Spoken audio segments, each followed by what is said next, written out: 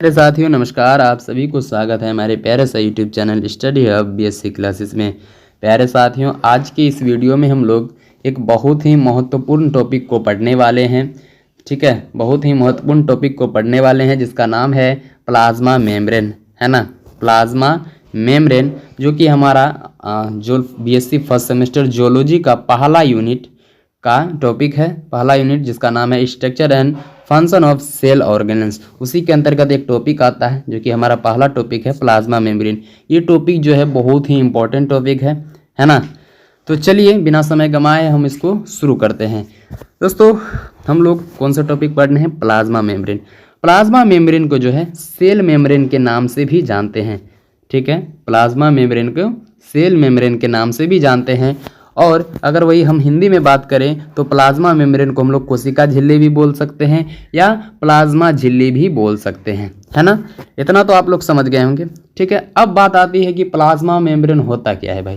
Plasma membrane होता क्या है, प्लाज्मा मेम्ब्रेन बोलते हैं किसको है? तो सिंपली याद रखिएगा, कोशिका का सुरक्षा द्वार को, कोशिका की सुरक्षा द्वार को हम लोग प्लाज्मा मेम्ब्रेन कहेंगे। ऐसा हम क्यों बोल रहे हैं भाई? ऐसा हम क्यों बोल रहे हैं तो आप एक एग्जाम्पल लेके समझिए। ठीक है, एग्जाम्पल लेके समझाते हैं आपको। ठीक है, एग्जाम्पल ये है कि मान लो कोई रियल लाइफ एग्जाम्पल लेके समझाते हैं। ठीक है, एक स्कूल है, कोई स्कूल होता है। स्कूल में क्या होता है? गेट तो होता ही होता है। उस स्कूल में क्या होता है? गार्ड भी होता है। ठीक है, स्कूल पे क्या होता है? गार्ड भी होता है। जैसे स्कूल में गेट होता है और गार्ड तय क्या करता है कि कौन अंदर आएगा और कौन बाहर जाएगा। स्कूल में गेट होता है भाई, गेट होता है कि नहीं होता है? उस गेट पे क्या है? गार्ड रहेगा, गार्ड रहता है। गार्ड क्या काम करता है? गार्ड का काम ये रहता है कि स्कूल के अंदर कौन आएगा और कौन बाहर जाएगा, है ना। ये क्या होता है? गार्ड का काम होता है। वैसे ही प्लाज्मा मेम्ब्रेन तय करता है कि कोशिका के अंदर कौन सा पदार्थ आएगा, यानी कोशिका के अंदर कौन सा पदार्थ प्रवेश करेगा और कोशिका के बाहर कौन सा पदार्थ बाहर जाएगा, है ना। ये प्लाज्मा मेम्ब्रेन का काम होता है। इसीलिए हम लोग प्लाज्मा मेम्ब्रेन को कोशिका का द्वार कहते हैं। ठीक है, कोशिका का सुरक्षा द्वार कहते हैं। ठीक है, कोशिका का सुरक्षा द्वार कहते हैं। ठीक है, तो चलिए हम लोग सबसे पहले सेल मेम्ब्रेन को, हम लोग तो ये जान गए कि प्लाज्मा मेम्ब्रेन को हम लोग सेल मेम्ब्रेन भी बोलते हैं, प्लाज्मा झिल्ली बोलते हैं, कोशिका झिल्ली बोलते हैं। ये तो हम समझ गए। अब चलिए प्लाज्मा मेम्ब्रेन का हम सबसे पहले इंट्रोडक्शन देखते हैं। ठीक है, प्लाज्मा मेम्ब्रेन का सबसे पहले इंट्रोडक्शन देखते हैं। प्लाज्मा मेम्ब्रेन कोशिका की सबसे बड़ी पतली जीवित एवं चयनात्मक परागम्य झिल्ली होता है। यह कोशिका को बाहरी वातावरण से अलग करती है। यह पदार्थ के प्रवेश और निकासमन का नियंत्रित करती है। सभी जीवित कोशिकाएं में पाई जाती है। प्लाज्मा मेम्ब्रेन जो होता है, प्लाज्मा मेम्ब्रेन वो सभी जीवित कोशिकाओं में पाया जाता है। इसकी मोटाई की अगर हम बात करें तो इसकी मोटाई लगभग 7.5 से 10 nm तक होता है। ठीक है, इसको जो हम लोग नगण्य आंखों से नहीं देख सकते हैं, इसलिए इसको हम इलेक्ट्रॉन सूक्ष्मदर्शी से प्लाज्मा मेम्ब्रेन को देख सकते हैं। ठीक है, इसकी परिभाषा की बात करें तो प्लाज्मा मेम्ब्रेन कोशिकाओं की चयनात्मक परागम्य झिल्ली है जो कोशिका के अंदर और बाहर पदार्थ के आदान प्रदान को क्या करती है? नियंत्रित करती है। उसी को हम लोग प्लाज्मा मेम्ब्रेन कहते हैं या प्लाज्मा झिल्ली कहते हैं। ठीक है, इसकी मुख्य विशेषता की बात करें तो प्लाज्मा मेम्ब्रेन जो होता है जीवित कोशिका में पाया जाता है। इतना तो पता है, प्लाज्मा मेम्ब्रेन जीवित कोशिका में जीवित झिल्ली होता है। प्लाज्मा मेम्ब्रेन क्या होता है? जीवित झिल्ली होता है और बहुत पतला होता है, अत्यंत पतली यानी बहुत पतला होता है। चयनात्मक परागम्यता होता है, लचीला होता है, स्वयं मरम्मत करने वाली होती है और कोशिका को निश्चित आकार प्रदान करती है। प्लाज्मा मेम्ब्रेन कोशिका को क्या करती है? निश्चित आकार प्रदान करती है, निश्चित आकार देती है। अब हम बात करते हैं प्लाज्मा मेम्ब्रेन की खोज का इतिहास के बारे में। ठीक है, खोज का इतिहास के बारे में सबसे पहले हमारा चार्ल्स ओबर्टन के बारे में बात करते हैं। 1895 में चार्ल्स ओबर्टन ने क्या दिया तो झिल्ली की लिपिड प्रकृति का सुझाव दिया। 1895 में कौन आया? चार्ल्स ओबर्टन ने। इन्होंने क्या किया? झिल्ली की लिपिड प्रकृति का सुझाव दिया, है ना। दूसरा हमारा आता है 1925 में। 1925 में कौन आता है? गोटर और ग्रेंडल। गोटर और ग्रेंडल इन्होंने क्या किया? फास्फोलिपिड बेलियर का सिद्धांत दिया। इन्होंने क्या किया? इन दोनों ने क्या किया है कि उन्होंने लिपिड की द्विस्तरीय परत का क्या किया? सुझाव दिया, है ना। अब हम बात करते हैं डेवोसोन और डेनियली के बारे में। ये कब आए थे? 1935 में आए थे। इन्होंने क्या दिया? इन्होंने दिया कि सैंडविच मॉडल। इन्होंने क्या दिया? सैंडविच मॉडल प्रस्तुत किया। उन्होंने कहा कि प्रोटीन की परत लिपिड के दोनों ओर होती है। डेवसन और डेनियल ने क्या कहा? क्या दिया? कौन सा मॉडल दिया? तो सैंडविच मॉडल दिया। इन्होंने क्या कहा? इन्होंने कहा कि प्रोटीन की परत लिपिड के दोनों ओर होती है। अब हमारा आता है कौन? सिंगर और नाइक्लोसोन। ये कब आए थे? 1972 में। इन्होंने क्या किया? फ्लूइड मोजिक मॉडल दिया।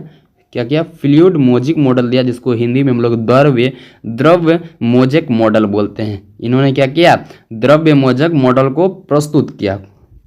ये क्वेश्चन ये भी आ सकता है आपका एग्जाम में कि द्रव्य मोजक मॉडल का प्रस्तुत किसने किया था? तो सिंगर और नाइक्लोसोन ने। ठीक है, यहाँ पर एक पॉइंट दिया गया है। वर्तमान में फ्लूइड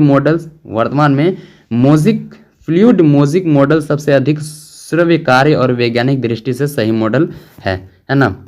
अभी जो हमारा वर्तमान में क्या कर रहा है? सर्वकार्य वैज्ञानिक दृष्टि से सही मॉडल किसको माना है? तो फ्लूइड मोजिक मॉडल को माना है। महत्वपूर्ण वैज्ञानिक यहाँ है, जो इम्पोर्टेंट वैज्ञानिक थे। ठीक है, इन सभी का यहाँ पिक्चर दिया गया है। कौन सा सिद्धांत दिया था, कौन सा मॉडल दिया था, उस सभी के बारे में महत्वपूर्ण, चलिए जान ही लेते हैं। महत्वपूर्ण वैज्ञानिक चार्ल्स ओबर्टन क्या दिया? झिल्ली की लिपिड प्रकृति का सुझाव दिया। अब आता है गोटर एंड ग्रेंडल। इन्होंने क्या किया? बेलियर का सिद्धांत दिया। अभी हम लोग वहां पर बात किए थे। उसके बाद डेवसन एंड डेनियल आया, क्या दिया? सैंडविच मॉडल प्रस्तुत किया। और सिंगर एंड नाइक्लोसोन आया तो फ्लूइड मोजिक मॉडल प्रस्तुत किया। ठीक है, चलिए अब हम बात करते हैं फ्लूइड मोजिक मॉडल के बारे में। फ्लूइड मोजिक मॉडल, जिसको हिंदी में हम लोग द्रव्य मोजिक मॉडल बोलते हैं। 1972 में सिंगर और नाइक्लोसोन ने फ्लूइड मॉडल्स प्रस्तुत किया था। ये तो बात आप लोग को पता है। यह वर्तमान में सर्वाधिक सर्वकार्य मॉडल है ना। इसके अनुसार प्लाज्मा मेम्ब्रेन फास्फोलिपिड की द्विस्तरीय परत से बनी होती है।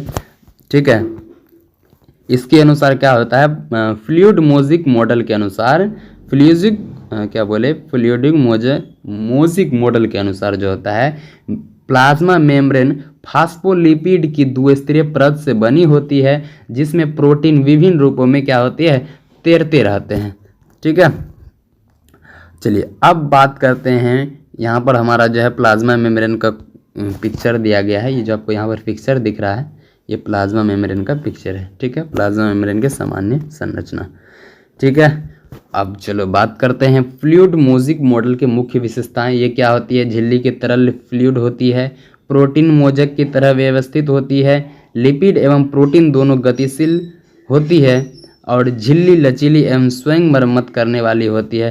कार्बोहाइड्रेट बाहरी सतह पर पाए जाते हैं। फ्लूइड मोजिक मॉडल कहाँ पाया जाता है? तो कार्बोहाइड्रेट बाहरी सतह पर पाया जाता है। ठीक है, चलिए ये हमारा क्या है? प्लाज्मा मेम्ब्रेन की सामान्य संरचना है। ठीक है, इसको भी हम लोग क्लियर करेंगे, समझाएंगे।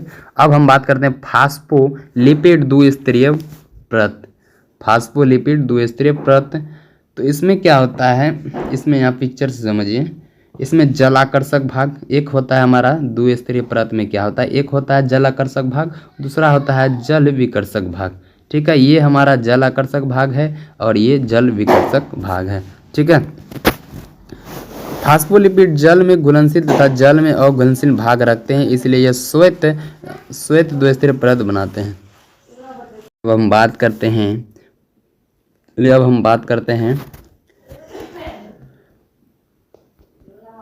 प्लाज्मा मेम्ब्रेन के घटक के बारे में। प्लाज्मा मेम्ब्रेन के 4 घटक होते हैं। प्लाज्मा मेम्ब्रेन के चार ही घटक होते हैं। कौन कौन? तो पहला फास्फोलिपिड, दूसरा प्रोटीन, तीसरा कार्बोहाइड्रेट, चौथा कोलेस्ट्रॉल। ठीक है, तो इन सभी को बारी बारी के से अच्छी तरीके से पढ़ेंगे। ठीक है, तो चलिए सबसे पहले हम फास्फोलिपिड को पढ़ते हैं।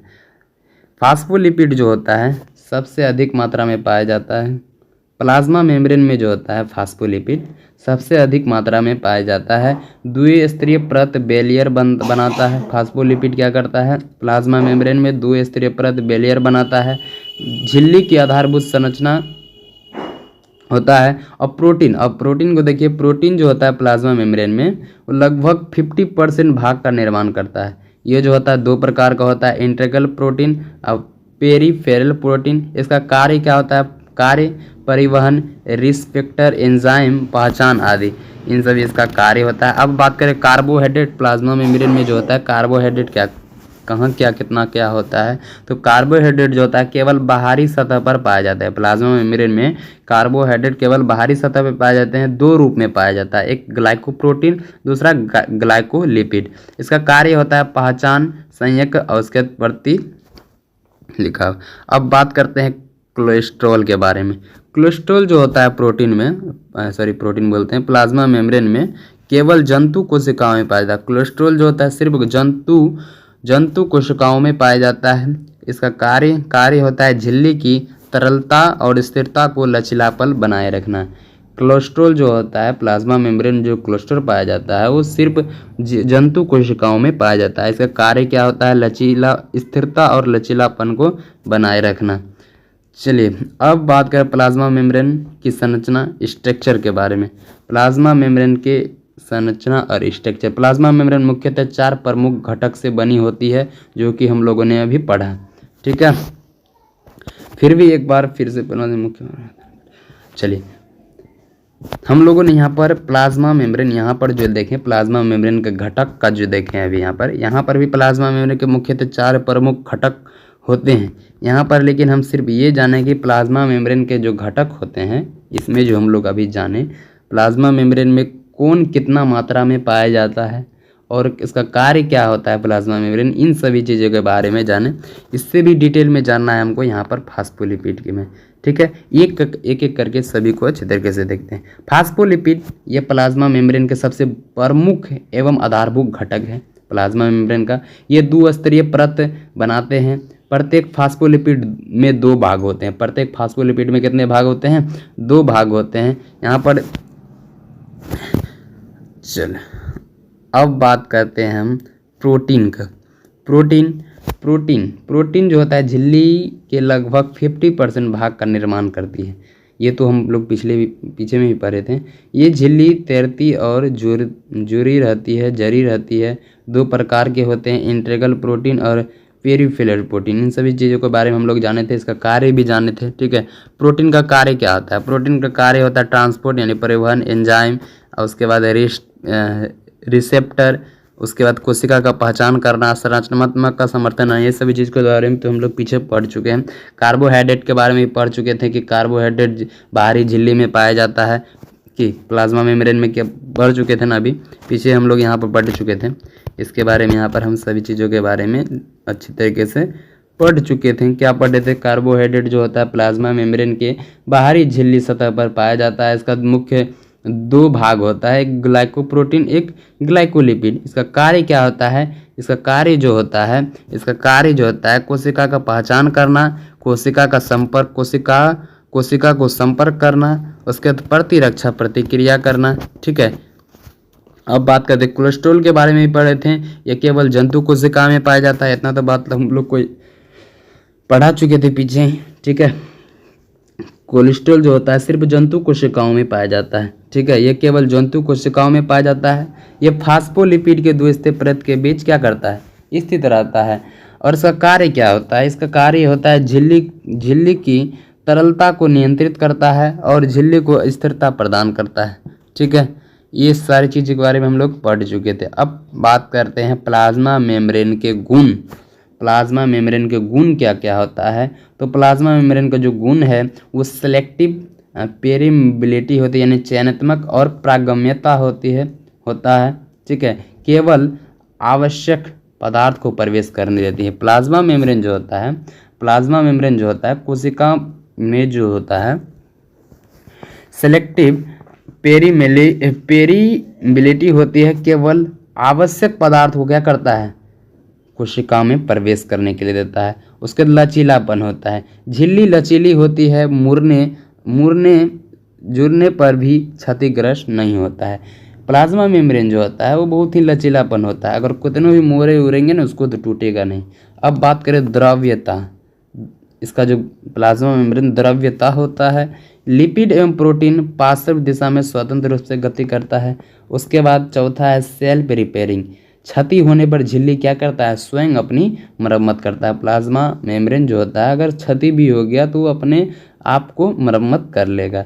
अब बात करें असमिति के बारे में, झिल्ली की बाहरी सतह से एक आंतरिक सतह की संरचना भिन्न होती है, ठीक है। अब बात करें हैं इलेक्ट्रिकल प्रकृति यानी इलेक्ट्रिकल नेचर के बारे में बात करें तो झिल्ली के दोनों ओर विद्युत विभव पाया जाता है। अब बात करते हैं प्लाज्मा मेम्ब्रेन के मुख्य कार्य। प्लाज्मा मेम्ब्रेन के मुख्य कार्य क्या क्या होता है, तो प्लाज्मा मेम्ब्रेन का मुख्य कार्य होता है प्रोटेक्शन यानी सुरक्षा करना, यानी कोशिका को बाहरी वातावरण से सुरक्षा प्रदान करना। दूसरा है regulation of entry and exit, प्रवेश व निकास का नियंत्रित करना यानी पदार्थ के आवागमन और नियंत्रित करता है। दूसरा है सेल रिकॉग्निशन यानी कोशिका का पहचान, कोशिकाओं की पहचान एवं उनकी पहचान में सहायता करता है। उसके बाद हमारा चौथा है रिसेप्टर का कार्य, रिसेप्टर का फंक्शन, तो इसे क्या करता है, हार्मोन, न्यूरोट्रांसमीटर और रासायनिक संकेतों को ग्रहण करता है। पांचवा है सेल कम्युनिकेशन यानी कोशिका संचार, कोशिकाओं के बीच संदेशों का आदान प्रदान करता है। उसके बाद छठा कार्य हो जाता है एंडोसाइटिस एंड एक्सोसाइटिस, इसका काम क्या होता है, बड़े पदार्थ के प्रवेश में निष्कासन में सहायता करना, ठीक है। कुछ नोट यहाँ पर नोट को याद रखना है। प्लाज्मा मेम्ब्रेन एक जीवित पतली लचीले एवं चयनात्मक परागम्य झिल्ली है जो कोशिका के लिए क्या है, अत्यंत महत्वपूर्ण है। अगर मान लो यदि प्लाज्मा मेम्ब्रेन नहीं होगा, ठीक है, यदि प्लाज्मा मेम्ब्रेन जो है कोशिका में नहीं रहेगा, ठीक है, कोशिका में अगर प्लाज्मा मेम्ब्रेन नहीं रहेगा तो क्या होगा, तो अगर कोशिका में प्लाज्मा मेम्ब्रेन नहीं रहेगा तो कोशिका क्या होगा, अपनी अस्तित्व बनाए नहीं रख सकता है, कोशिका अपना अस्तित्व बनाए नहीं रख सकता है। इसीलिए कोशिका को प्लाज्मा मेम्ब्रेन की जरूरत होती है ना।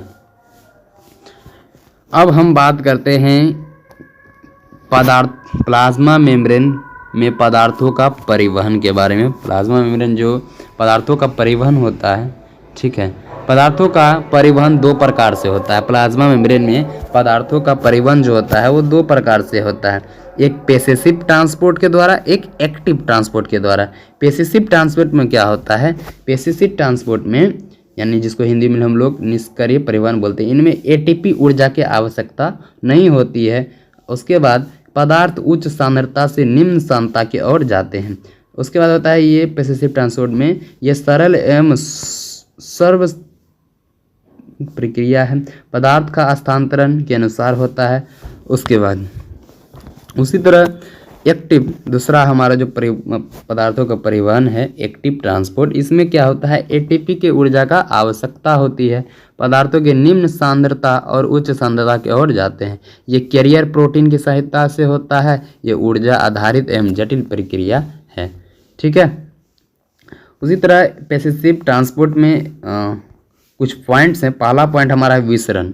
विसरण जो होता है अणुओं को आयन उच्च सांद्रता से निम्न सांद्रता की ओर स्वतः गमन करता है, यानी O2, CO2, N2 steroid alcohol कुछ आदि लिपिड इस प्रकार प्रागम्य होता है, जो कि यहाँ पर दिख रहा है आपको पिक्चर में, ठीक है। यह झिल्ली में बिना किसी प्रोटीन की सहायता से होता है। उदाहरण के लिए गैसों का विनिमय, सुगंध का फैलना, ठीक है, ये हमारा विसरण हो जाता है। किसमें, पैसिव ट्रांसपोर्ट में विसरण।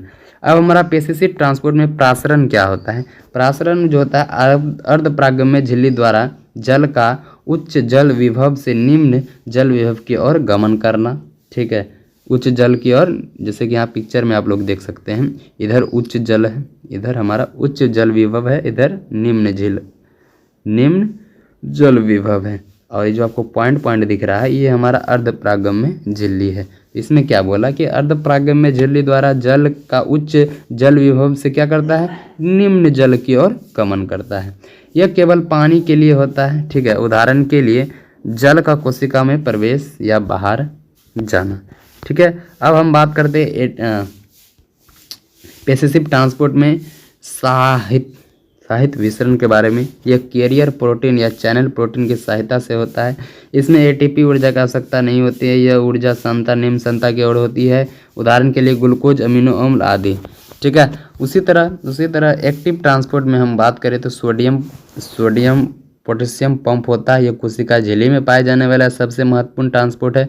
3 सोडियम आयन को बाहर निकालता है और 2 पोटेशियम आयन को अंदर लाता है। प्रत्येक चक्र में एक एटीपी खपत होती है। शरीर के द्रव्य संतुलन के तांत्रिक आवश्यक हिस्से को संकोचन के लिए आवश्यक है ना। उसी तरह इसका दूसरा है हमारा कैल्शियम पंप। कैल्शियम पंप में क्या होता है, आयनों की कोशिकाओं को अंदर से क्या करता है, बाहर ले जाता है। यह कोशिकाओं को जैसे कि ईआर में जमा करना, यह मांसपेशी संकुचन को तंत्र का आवेग तथा रक्त थक्का बनने में सहायता करता है।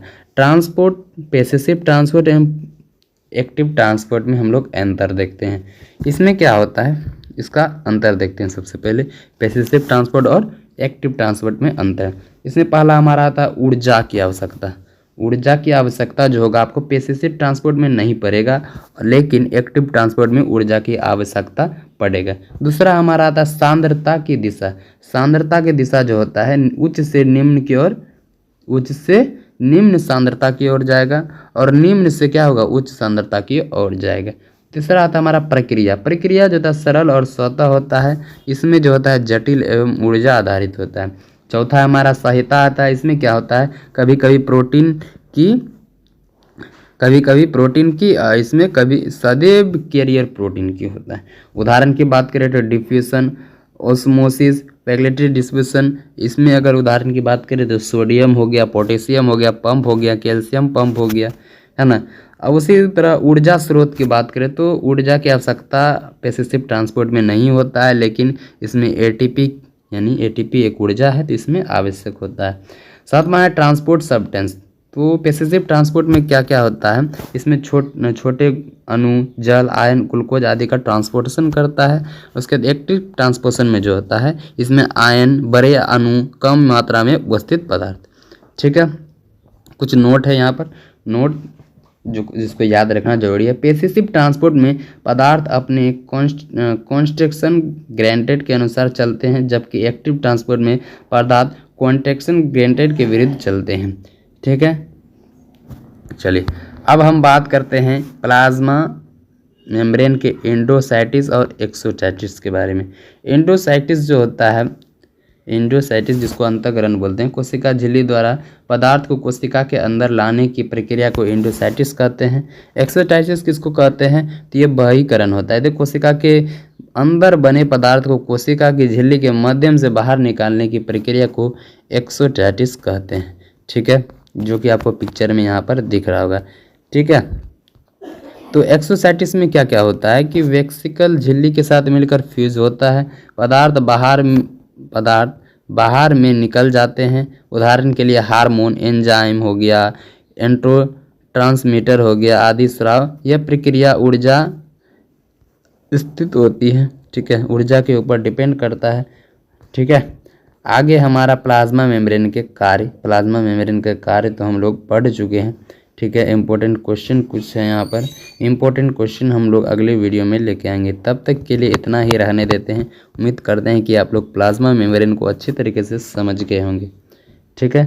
तो मिलते हैं हम लोग अगले वीडियो में, तब तक के लिए जय हिंद, जय भारत। और अगर आप लोग लाइक सब्सक्राइब नहीं किए तो जरूर कर दीजिएगा।